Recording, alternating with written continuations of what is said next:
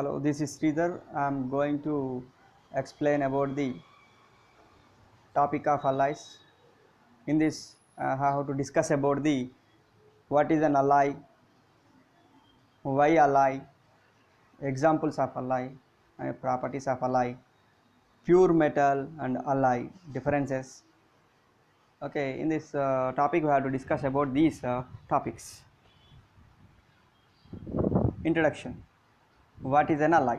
Alloys are mixed of metal with other metal or non-metal in the same group that are prepared by mixing of metals in their molten state through physical process. Okay, once again I'm repeating, alloys the alloys are the mixture of metals with other metal and non-metals in the same group that are prepared by mixing of metals in their molten state through physical processes. Simply, it is a definition of is equals to the solution. A homogeneous mixture of two or more elements with metallic properties is called as alloys. Once again, I'm repeating, alloy is the same as solution definition. Homogeneous mixture means the same type of mixture. If we observe in any part in that mixture that has same physical and chemical properties, okay, that is a homogeneous mixture. Okay, in this definition, a homogeneous mixture of two or more elements with metallic properties is called as alloy. Generally, alloys contains two or more metals. Sometimes in that alloy non-metal may be present.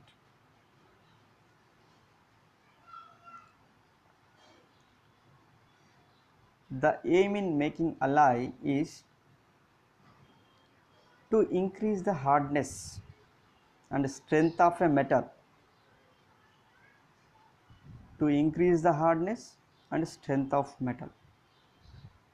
and next one is to prevent corrosion or rusting,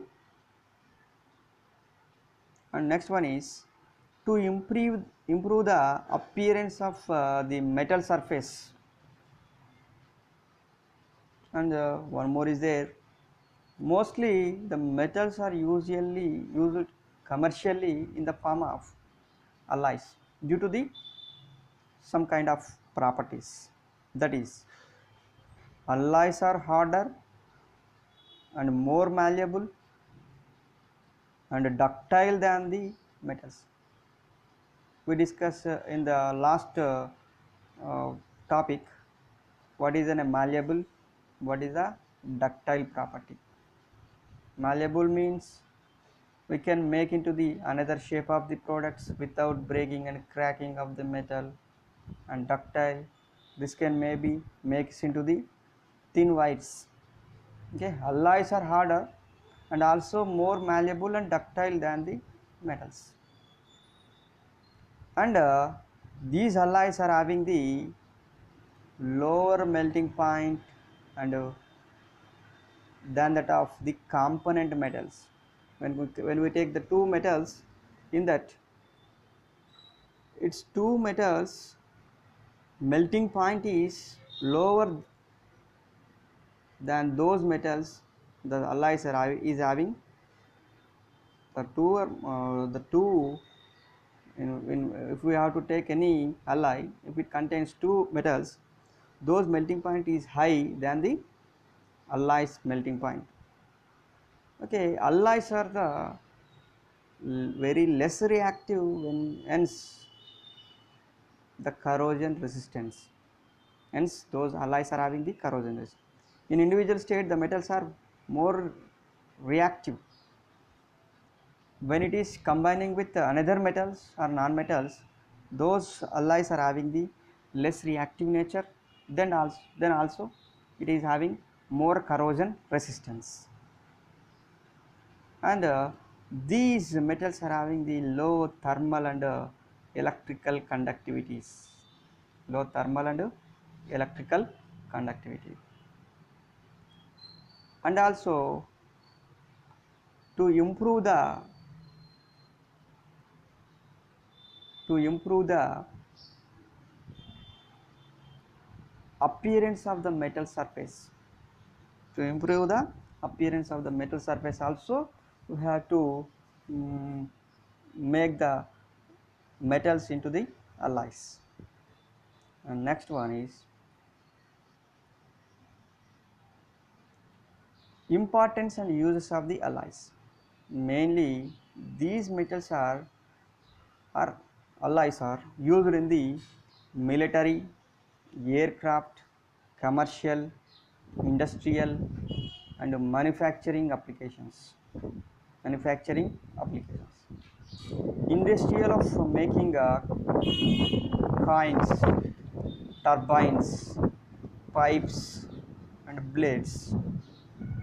And these are alloys are also useful in the making the jewelries and used in the structural materials. And also these can be used in the automobile industrial. And next one is the pure metal.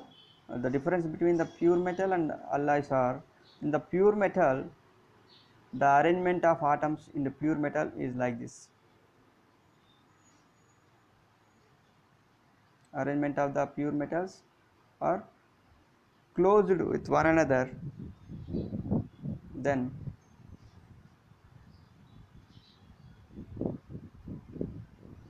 closed with one another.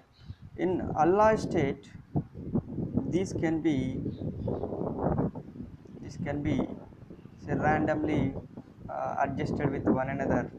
Then these are having the these alloys are having the more malleable and ductile properties. Okay, once again I'm repeating the properties of alloys. Okay, to improve the making of the strength of the strength of the metal, we have to make those metals are into the alloys, and also to conduct the electricity, and also the durability, means life of the alloys. We can make the we can make the metals into the alloys. And the resistance of the corrosions and the ability to the withstand heat. And next one is pure metal and alloys. In this pure metal, we have to just we discuss about the arrangement of atoms in pure metals is closed with one another. And the case of the alloy state, this can be deviated into with another one another, and then we can make into the malleable and ductile. Uh, then the alloys make into the malleable and make into the sheets and thin wires. And next one is properties of alloys and their composition, we have to discuss in this slide. First one is bronze. It contains 90% of copper and 10% of tin, and these are having the hard and strong, doesn't it corrode easily, and has shiny surface. Okay, these can be used in the to build statues and monuments, in the making of medals, swords and artistic materials. Okay, the bronze it contains 90% of copper, 10% of tin. Brass, this brass it contains 70% of copper, 30% of zinc. 70% of copper and 30% of zinc. Okay, mainly this can be these are the harder than the copper.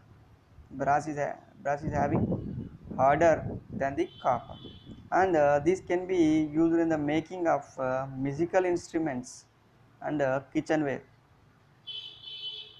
and also machinery parts. Machinery parts, and mainly this contains copper and zinc. In bronze, copper and tin. In this case, copper and zinc. In that bronze, 90% of copper, 10% of tin.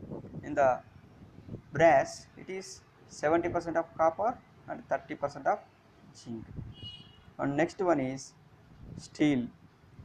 It contains 99 percentage of copper, 1 percentage of carbon. Sometimes it may also having chromium in the percentage of 12 to 21 percentage, when it is 78 to 88 percentage of iron, and it is also called as stainless steel. Stainless steel. Okay, these are hard and strong in nature, and it is used in the construction of building and bridges. Construction of building and bridges. In the building of the body of cars and railway tracks, also we have to use the steel. And also it can be used in the preparation of the chemical equipments. Automobile parts are manufactured, and it is also using in the making of sinks, utensil, and dental and surgical instruments. Dental and surgical instruments. It is a stainless steel, and in steel only it has stainless steel. It may have chromium as an extra metal in that. In steel case, it is only iron and carbon metal, and in the stainless steel it is having the shiny surfaces and strong in nature, and it does not become the rust. Okay, it is. And next one is duralumin. Duralumin, it is a 93 percentage of aluminum, 3 percentage of copper, 3 percentage of magnesium, and 1 percentage of manganese. So that is a 93 percentage of aluminum, 3 percentage of copper, 3 percentage of magnesium, and 1 percentage of manganese. And it's having, it is in light in weight and also having the strong in nature. And its uses are, it is to make the body of aeroplanes and bullet trains, and also it is used in the making of automobile and locomotive parts and cables. Okay, simply we can use it as air, aircraft industries. Aircraft industries. And next one is pewter. It is as 96% of tin, 3 percentage of copper, and 1 percentage of antimony. And it's having luster and shiny and strong or stronger properties, and it is useful for the making of souvenirs. And next one is one more example. Okay, it is not available in the slide. That is German silver. German silver, it has copper, zinc, and nickel. In this, copper is having 50 to 60 percentage, zinc is 20 to 30 percentage, nickel is 10 to 30 percentage.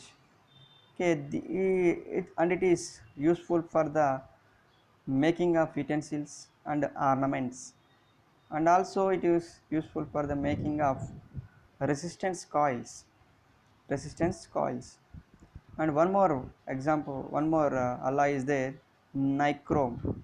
In that nichrome, nickel, iron, chromium metals are present, In that nickel percentage is 60, iron is 25, chromium is 15, and it is useful for the making the resistance wires and coils, and also it is useful for the manufacture of electric articles.